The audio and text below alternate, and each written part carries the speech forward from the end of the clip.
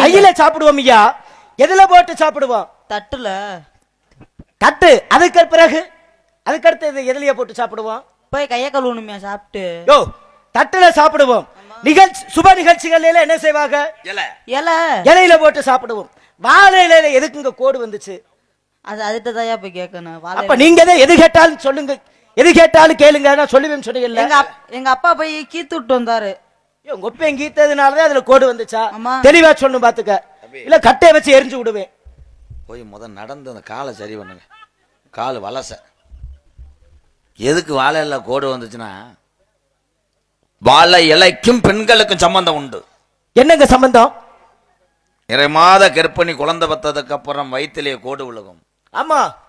ஆனால் பசிய போக்கவள் தாய், அதனாலதான் அந்த வாழை இலைக்கும் என் தாய்க்கும் சம்பந்தம் உண்டு.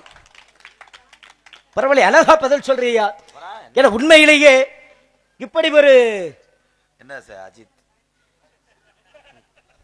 பதில்களை ஐயா, நீங்க அறிவாளிதான். சாமியார் நிக்கிறவர் காலேஜ் ப்ரொஃபஸர். ஆனா அவருடைய படிப்பு எங்களுக்கு கால்வாசி இருக்காது. இருந்தாலும் எங்களை அறிவை சோதனை பண்ற அந்த ஆசிரியர் பெருந்தகை என்பவர்கள் அப்பா அம்மாவுக்கு சமம்.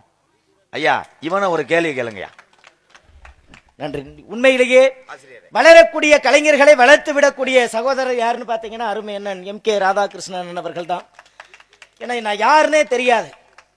என்னையும் ஒரு நடிகனாக இவ்வரங்கத்தில் ஏற்றி காணொளி மூலம் ஆக்கம் செய்து கொண்டிருக்கும் 3 சகோதரர்கள். அன்னை முருகண்ணே, பாண்டியண்ணே, சிவகங்கை தீனான் சகோதரர்.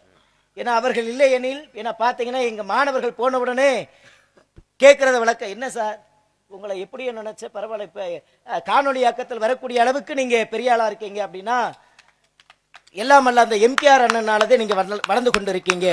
உண்மையிலேயே அண்ணனாலதான், ஏன்னா அண்ணனாலதான் வளர்ந்து கொண்டு இருக்கிறேன். அதனால எனது சார்பம் சார்ந்துள்ள கலை குடும்பத்தின் சார்பகம் MKR அண்ணன் அவர்கள் குடும்பத்திற்கு எனது சார்பம் நன்றி. சரியா? உங்களுக்கு கேள்வி. ஆலயமாகப்பட்டது இருக்கும். ஆலயத்தில் என்னென்னலாம் நடக்கும்? ஆறுகால பூஜை நடக்கும், அபிஷேகம் ஆராதனை நடக்கும். ஐயா, இப்படியே அடிச்சேன்னா இதுல பல்லு இதாயிரும். எப்படி உங்க வசதி? ஒவ்வொரு மாதந்தோறும் என்னாகும்?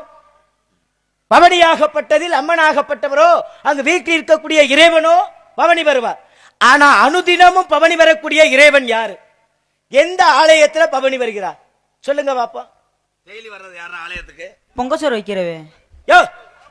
பொங்கச்சோறு வைக்கிறவே அவனுடைய பிரார்த்தனையை நிவர்த்தி செய்யணும்ன்ற காரணத்தோடு வர்றானியாவே. நான் கேட்ட கேள்வி அது கிடையாது. என்ன கேள்வி கேட்டேன்? அனுதினமும் பவனி வரக்கூடிய இறைவன். Please cooperate.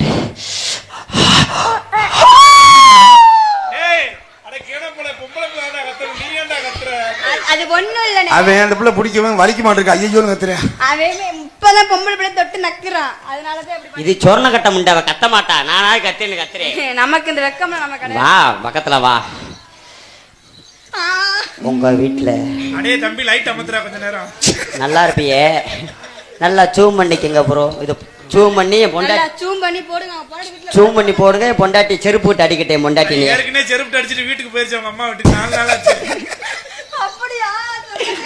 இங்க வாடி. ஏய் சக்கலாத்தி மலை வா. ஒட்டு இந்த முடிய கொஞ்சம் ஒதுக்குப்பா. உங்க வீட்டுல உங்க அப்பா தான் இருக்கா? என்ன அடுப்பு? கேஸ் அடுப்பு. உங்க வீட்டுல கேஸ் அடுப்பு இருக்குன்னா அதுல நான் ஓசா இருப்பேன். அவங்க அம்மானே சிலிண்டரா இருக்கும். ரூபாவா? சிலிண்டர் அந்த அண்ணன் பலிண்டரா இருந்த அண்ணன். இங்க வாடி. கேஸ் அடுப்பு இல்லாட்டினா என்ன அடுப்பு யூஸ் பண்ணுவீங்க? கரண்ட் அடுப்பு. கரண்ட் அடுப்பா இருந்தா அதுல வயரா நான் இருப்பேன். சரி இங்க வா. சரி கரண்ட் அடுப்பு இல்லாட்டினா என்ன செய்வேன்? கரண்ட் அடுப்பு இல்லாட்டினா விறகு அடுப்பு. அதுல நான் விறகா இருப்பேன். எரிஞ்சு வருமே.